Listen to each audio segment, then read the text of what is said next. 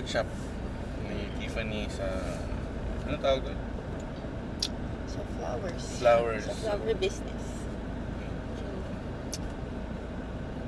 Ano ba ang aabangan natin mamaya? More arrangements today. Tapos, explore pa ng mga ibang kailangan gawin for the flower business. Okay. Late na naman kami. Teka. Yung wallet.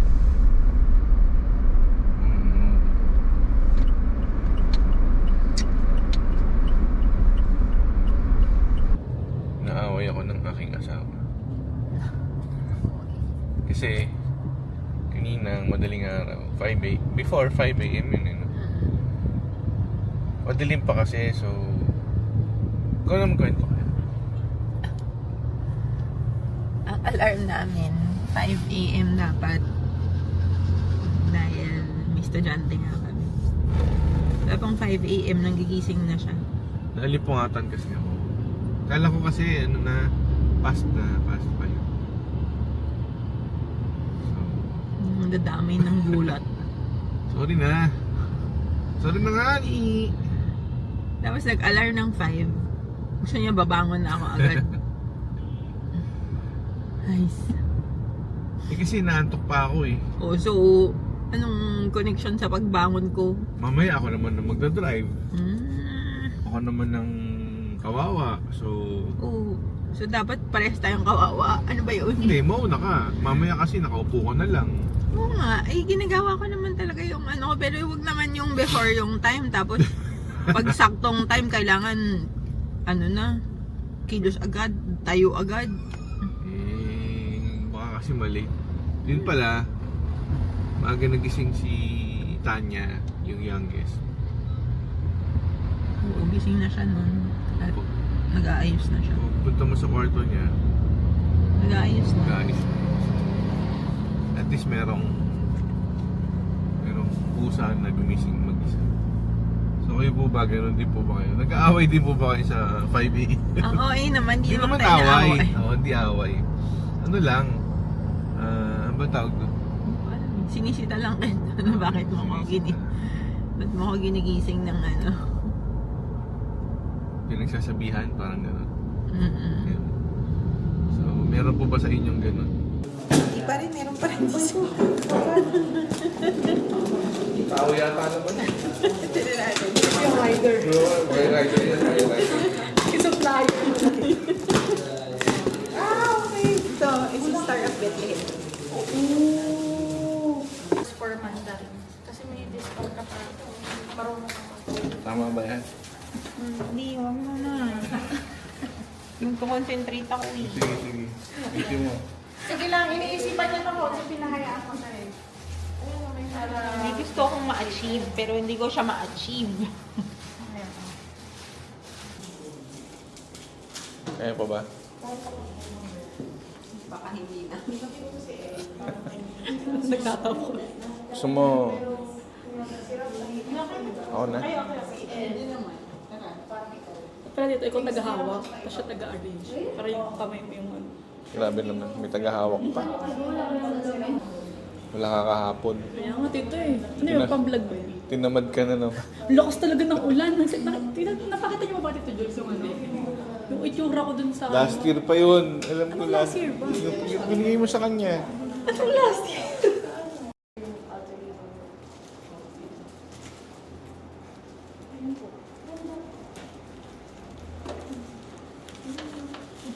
Ganda. Lakas mo ka ano, baby girl, gano'n.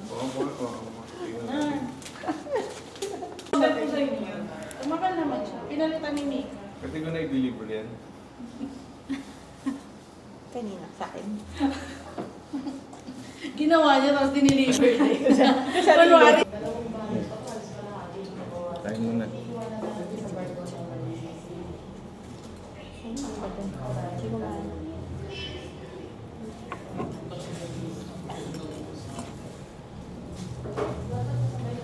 Kaya. Kaya.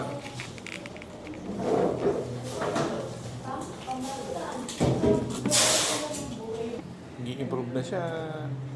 Sabi mo? In love ka na naman.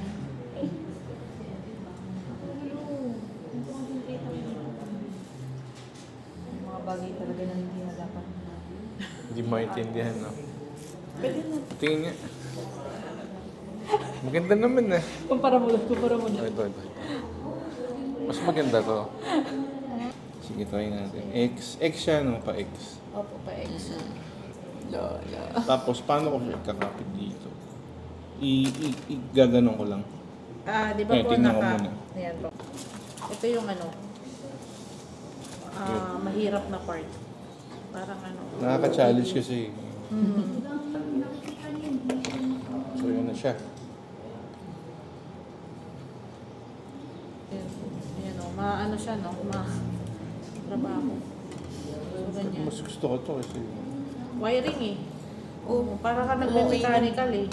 Wait lang, na-adjust yan. Na-adjust.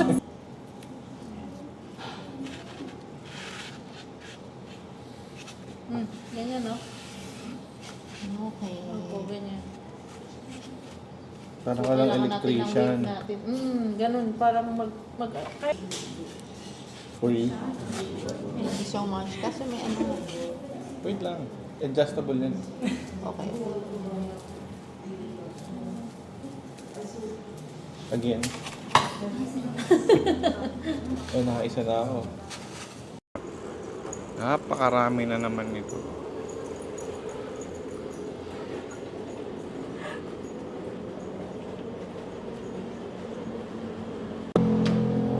Ayan, daming ginawa ni Tiffany. Meron pa dun sa likod.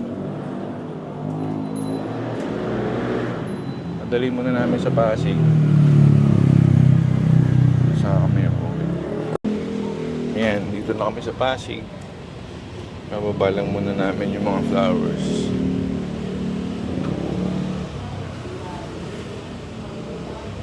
Gagamitin to bukas sa 40 days ng mama. Ayan. Ayan, maganda yan.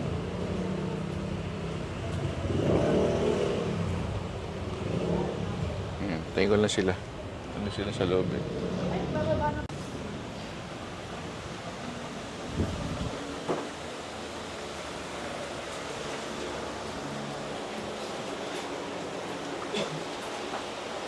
Ito na pauwi na kami. Sobrang pagod. Napakahabang araw. Daming ginawa kasi yung mga flowers niya ni Tiffany dinala na namin sa Pasig kasi gagamitin natin sa 40 days sa bukas ng mama. So diniretso na namin para hindi na masira kung papalit-palit ng sasakyan. So diniretso na namin kanina. Kaya ayun, inayos pa. So late na rin kami nakauwi. It's already 11 p.m. 11:07 p.m. So late na talaga. So paumanhin yung question and answer, tutuloy na lang po namin bukas. Parang kanina mas na-discover ko yung ano ko talaga, yung craft ko talaga na very separate from even my mentor. So parang nagkaroon ng individuality yung ano ko, yung ginagawa ko na hindi ko yung especially the creativity ano talaga siya, individualized. Hindi siya natuturo, hindi siya namamana. Parang ano talaga siya, usually ang creativity innate nasa iyo talaga if it's Talent. oo, parang Kanya-kanyang talent. oo, iba-iba din. Tsaka yun, iba-ibang taste. Yun din yung na-realize ko. So okay naman yung taste mo, di ba? Kasi okay naman yung kasama.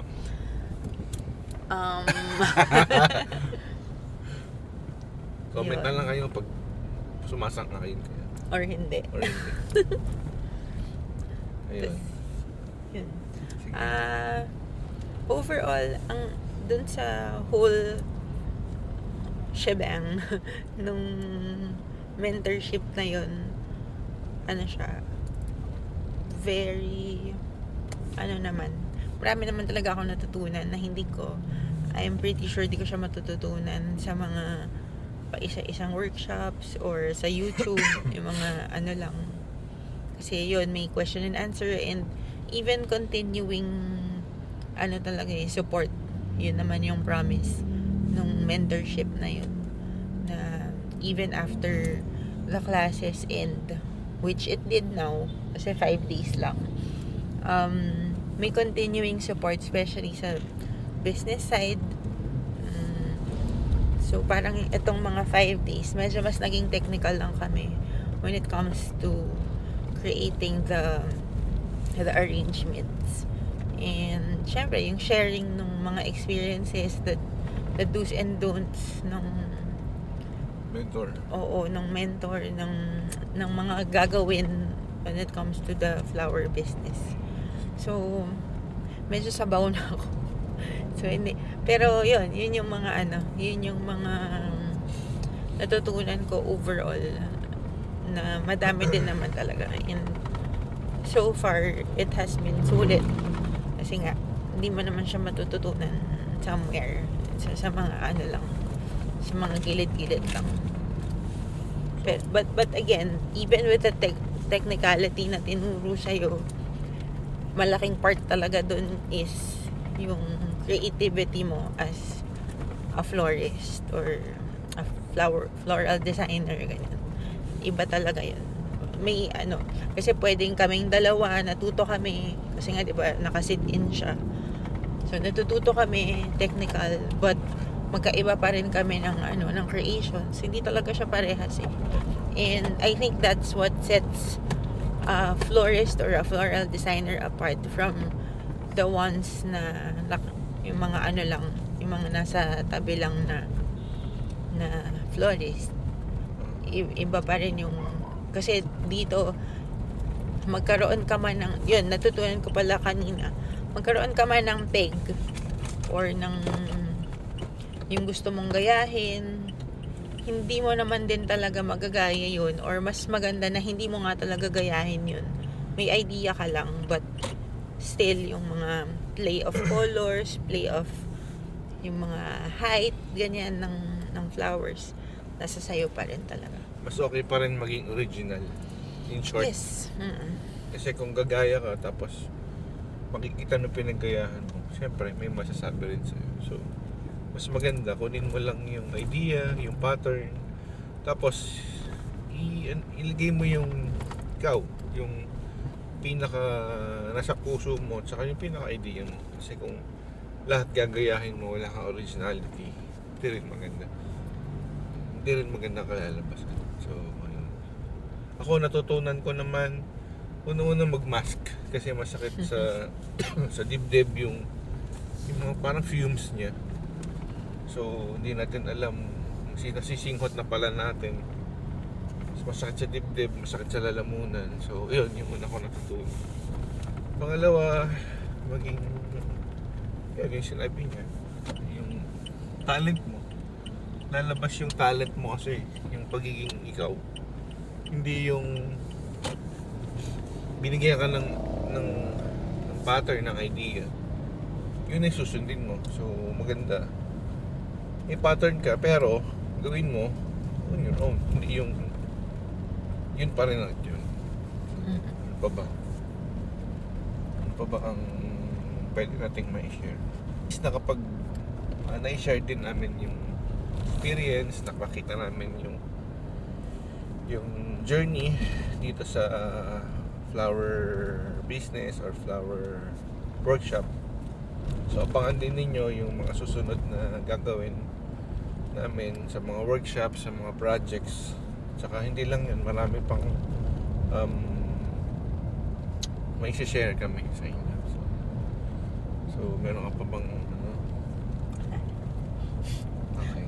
Okay. So hanggang sa muli, ito nga po pala si Luciani.